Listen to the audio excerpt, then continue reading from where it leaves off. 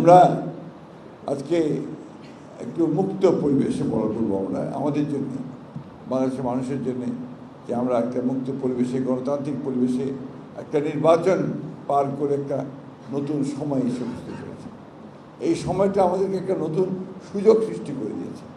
সেই সুযোগটি হচ্ছে যে বাংলাদেশকে সত্যিকার অর্থেই 1971 সালে যে যুদ্ধ আমরা করেছিলাম, সেই যুদ্ধে যে চেতনা ছিল, স্বপ্ন ছিল, সেগুলোকে বাস্তবায়িত করবার একটা সুযোগ এনে দিয়েছে।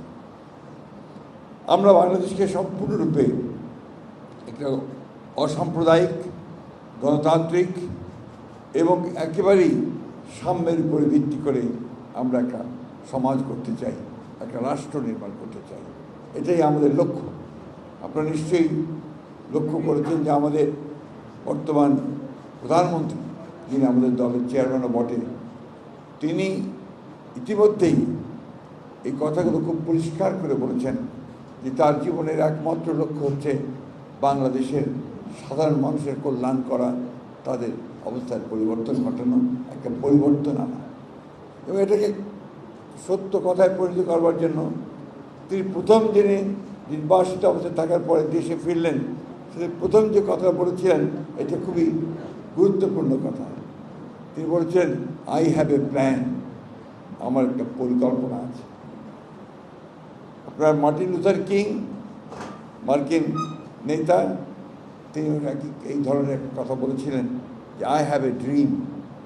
আসলে তারেক রহমানের কথার মধ্য দিয়ে সেই স্বপ্নের ছোঁয়া আমরা দেখেছি, সেই স্বপ্ন আমরা দেখেছি এবং এখন এটা স্বপ্ন নেই, বাস্তবায়িত হতে শুরু করেছে। মাত্র 47 দিনের মধ্যেই তিনি তার যে কমিটমেন্ট, সেই কমিটগুলোকে উপরে কাজ করতে শুরু করেছেন। কৃষকদের জন্য 10,000 টাকা কৃষি ঋণ সুদ মওকুফ করে দিয়েছেন, সুদসহ, এবং ফ্যামিলি কার্ড ইন্ট্রোডিউস করেছেন, যেটা আমাদের মায়েদেরকে, মেয়েদেরকে আরও বেশি ক্ষমতায়ন করবে, শক্তিশালী করবে। কৃষক কার্ড দেওয়া হবে, যে কৃষকদের তারা যেন সহজ মূল্যে কৃষি উপকরণ পায় এবং একই সঙ্গে তাদের পণ্যের ন্যায্য মূল্য